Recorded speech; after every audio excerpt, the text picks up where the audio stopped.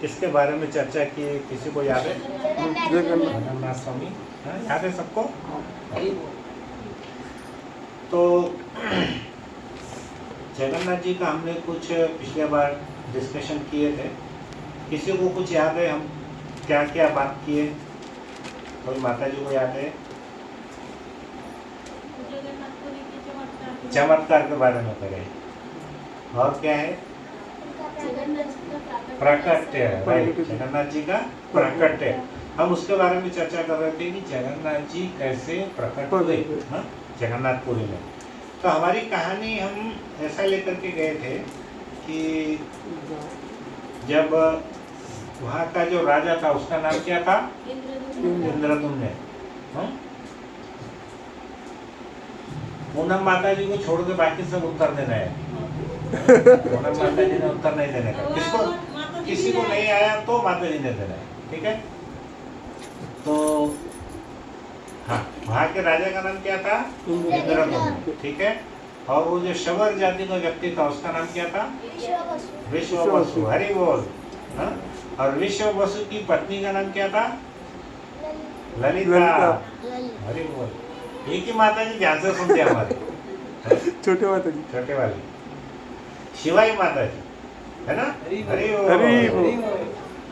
तो इसमें क्या हुआ कि पिछले बार हमने देखा था कि राजा को स्वप्न आया था और सपने में उन्होंने क्या किया था कि उनको भगवान प्रकट हुए उनके सपने में और उनको बोला कि मैं दारू ब्रह्म के रूप में सागर में तैरता हुआ आऊँगा, तुम हमारी लकड़ी को उसको निकालना और लकड़ी को निकाल करके क्या करना, उसकी मूर्तियाँ बनाना। तो राजा ने क्या किया, जब वो लकड़ी लेकर के आया तो उस मूर्ति को बनाने के लिए उसने जितने भी मिस्त्री थे, बढ़ई थे, क्या बोलते हैं उसको, कारपेंटर को, सुतार, जितने भी सुतार, बढ़ई, मिस्त्री, जो भी नाम है, उनको उन्होंने बुलाया। लेकिन कोई भी उस कार्य के लिए वो क्यों नहीं कर सका कि जैसे ही वो दारू ब्रह्म का स्पर्श करते थे लकड़ी को तो उनके जितने भी औजार थे वो चूर चूर हो जाते थे। अंत में क्या हुआ, भगवान एक बूढ़े कलाकार के रूप में आए, वहाँ पर बूढ़े का वेश धारण किए और उन्होंने नारद पुराण में बोले कि एक्चुअली वो विश्वकर्मा थे, लेकिन हमारी कथा में बताया कि स्वयं भगवान थे। तो भगवान वहाँ पर भी आया और उन्होंने क्या किया कि उन्होंने बोला कि मैं ये जो बड़ा लकड़ी का जो टुकड़ा है उसकी मैं मूर्तियाँ बनाऊंगा, लेकिन उसको मुझे कितने दिन लगने वाले हैं? 21 दिन। कितने दिन? 21। लेकिन शर्त क्या थी उसमें? कोई आनंद, कोई बीच में दरवाजा खुलेगा नहीं, है ना, ये शर्त थी। तो राजा ने क्या किया, वहाँ पे जब उसका कार्य चालू था तो रोज उसमें से आवाज आती थी लकड़ी को तोड़ने की।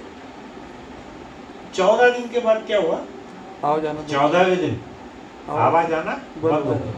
अब राजा बड़ा चिंतित हो गया कि अगर ये दरवाजा, ये हमारा मंदिर नहीं बना तो फिर उसके अंदर में तो बहुत मुश्किल हो जाएगा, हमारे जगह नहीं बना तो फिर ये मंदिर इतना बड़ा भव्य बनाया उसमें हम किसकी स्थापना करेंगे। तो उन्होंने क्या किया, 14वें दिन उनके मन में विचार आया कि क्यों ना मैं वो दरवाज़ा तोड़ करके खोल करके अंदर जाऊँ। तो हालांकि क्या हुआ, राजा के जितने भी सैनिक थे या जो भी उनके सलाहकार थे, मंत्री थे, मंत्रियों ने उनको मना किया कि आप मत जाओ। लेकिन राजा को उसकी रानी ने प्रेशर किया, उसको दबाव डाला कि अरे देखो ऐसा आवाज़ आना बंद हो गई, कहीं वो जो सुतार है मिस्त्री कुछ हो गया क्या उनको।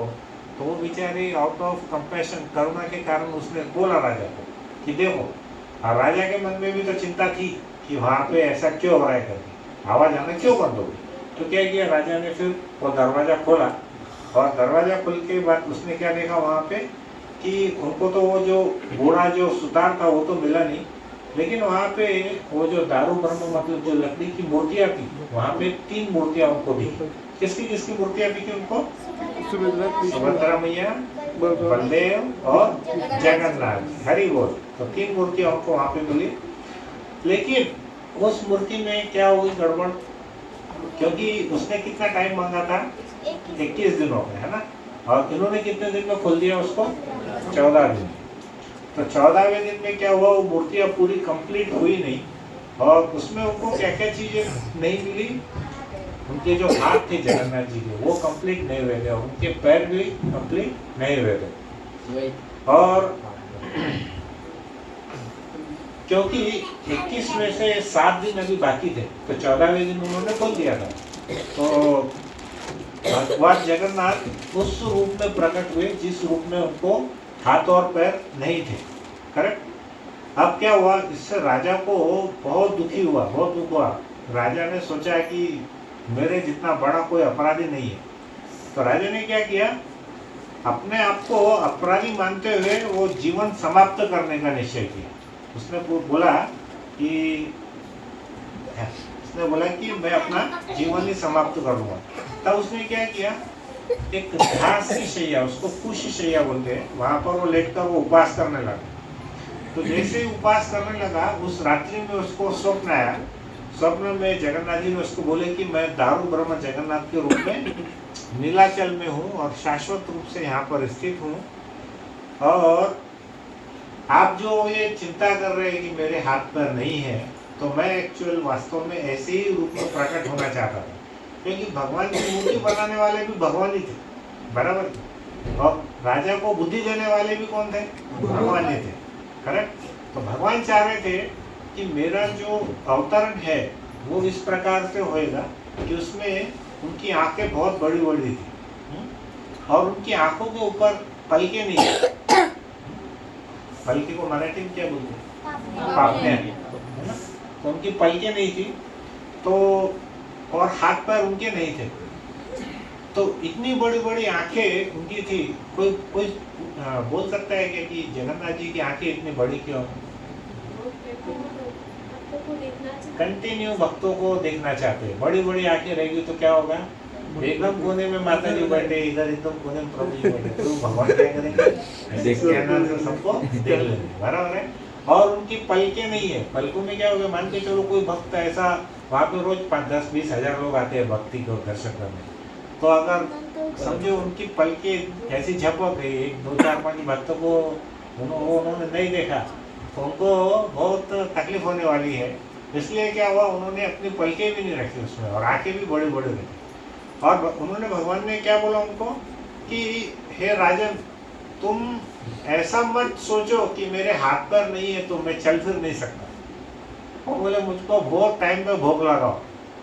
पहली बार क्या हुआ था, वो जो शबर जाति के व्यक्ति था विश्व वसु, वो बेचारा भगवान को इतने सालों से सेवा तो कर रहा था, लेकिन वो कंद मूल फल फूल इसकी उनको सेवा कर रहा था, उनको वो प्रसाद में खिला रहा था।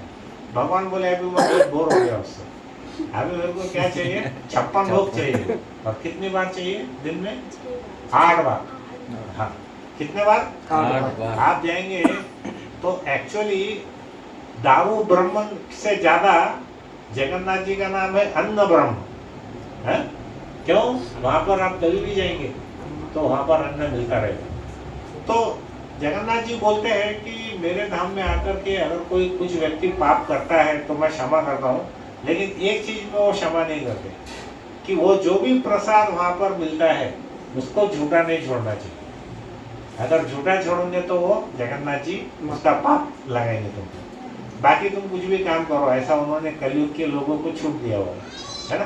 तो उन्होंने बोला है कि मेरा जो क्षेत्र है श्री क्षेत्र पुरुषोत्तम क्षेत्र, यहाँ पर उसका दूसरा नाम है अन्न ब्रह्म, क्योंकि वहाँ पर 8 बार भगवान को भोग लगाया जाता है।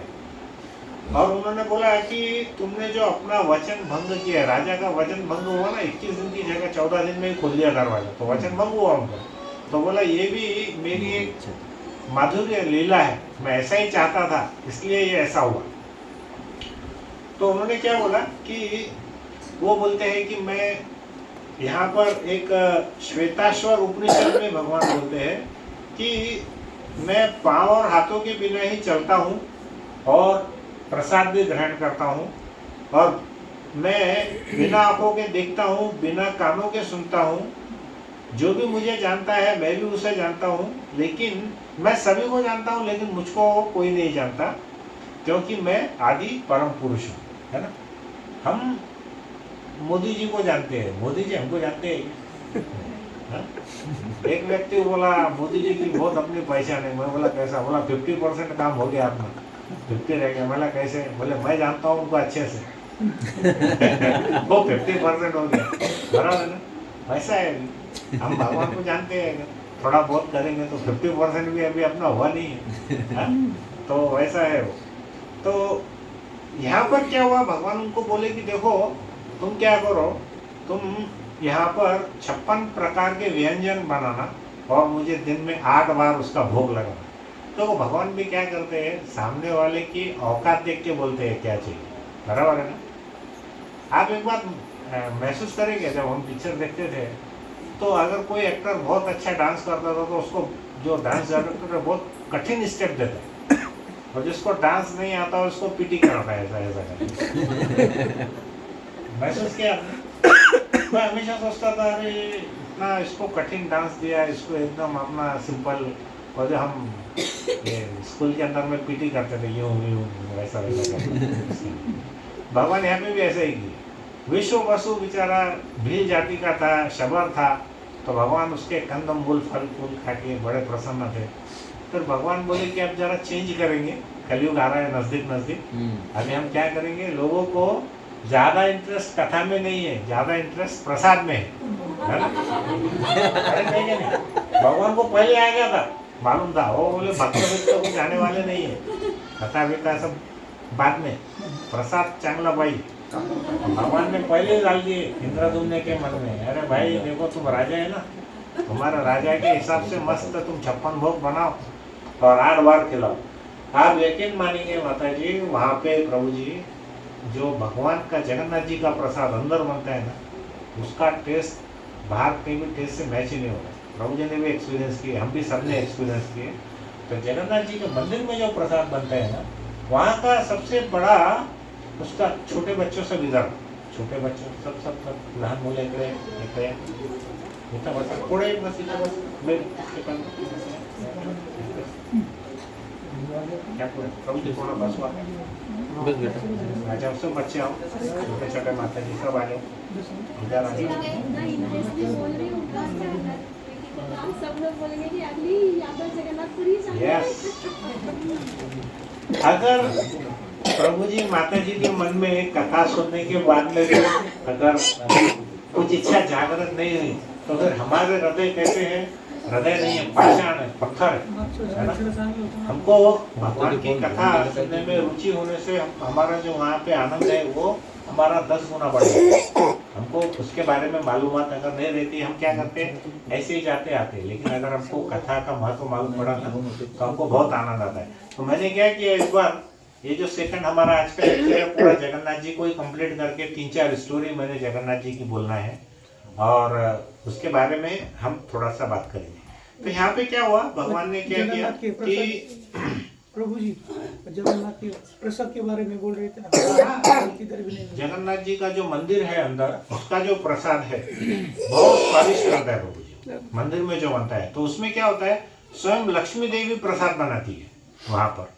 कैसे बनाती है, वहाँ पर करीब 400 ऐसे चूल्हे हैं और उसमें ऊपर करीब 7 ऐसे हंडे रहते हैं, और जब भी आप नीचे उसमें लगाएंगे, उसको पकाएंगे तो सबसे पहला खाना कहाँ बनता है, ऊपर। हाँ, हमारे घर में बनाएंगे तो पहले खाना कहाँ बनने वाला है, नीचे, है कि नहीं, और ऊपर का कच्चा भी रहने वाला है। वहाँ पे क्या होता है, सबसे पहले ऊपर का बनता है। और दूसरी बात, वहाँ पर चाहे केबल कॉइल होगा इसलिए वो नीचे नीचे क्या करो उसको केवल ऐसा निकाल हाँ यस। और वहाँ पे सबसे बड़ा ये वरदान है उस किचन में लक्ष्मी माता के कारण कि वहाँ पर चाहे 10,000 भक्त आओ, 50,000 भक्त आओ या 1,00,000 भक्त आओ, वहाँ पर खाना कभी प्रसाद कम नहीं पड़ता है। और दूसरी बात, अगर नहीं आए तो भी वहाँ पे झूठा कुछ नहीं जाता है, ये बड़ी खासियत है उसकी। और आप देखेंगे जैसे मान के चले हमने खाजा जो वहाँ का प्रसाद है, खाजा खाते हैं हम, तो खाजा अगर बाहर खाए तो उसका टेस्ट नहीं था, और अंदर का खाजा इतना टेस्टी था, इतना टेस्टी था। नरम फ्रेश गरम एकदम बहुत टेस्टी था। तो जितना भी प्रसाद है भगवान का, हम बोलते हैं कि भगवान है नहीं, बराबर है, लेकिन अभी आप देखेंगे कि मान के चलिए एक वायु आती है, उसके अंदर में अगर सुगंध साथ में कैरी करती है तो सुगंध हमको दिखती है क्या वायु के अंदर में, लेकिन हमको आभास होता है उसका, बराबर है। वैसे ही ये जो भगवान की जो दिव्य लीलाएं हैं, हमको भले ही न दिखे लेकिन ये सारी चीजें वहां पर मौजूद रहती है। तो ये प्रसाद के बारे में वहां पर जब भी जाएंगे वो करना। और एक बात है, वहां से जगन्नाथ जी के कुछ चावल आते हैं, बाहर मिलते हैं, तो वो हमारा जब एकादशी के बाद में हम जो दूसरे दिन पारना करते हैं ना, पारना आपको मालूम है, तो उसका जो द्वादशी पे जो पारने का टाइम है, उसमें हम क्या करते हैं, हमारा जब उपवास छोड़ते हैं तो हम वो चावल के 2 दाने 4 दाने ऐसा मुंह में लेकर के छोड़ना चाहिए, ऐसा उसका महत्व है। तो छोटी छोटी बातें हैं, कोई बहुत मुश्किल नहीं है करने के लिए। ये हमको सब चीजें धाम में जाने के कारण हमारे जो आध्यात्मिक प्रगति है उस पर बहुत असर होता है, बराबर है। तो वहां पर हम अभी जब यात्रा में गए थे तो हम एक जगह पे गए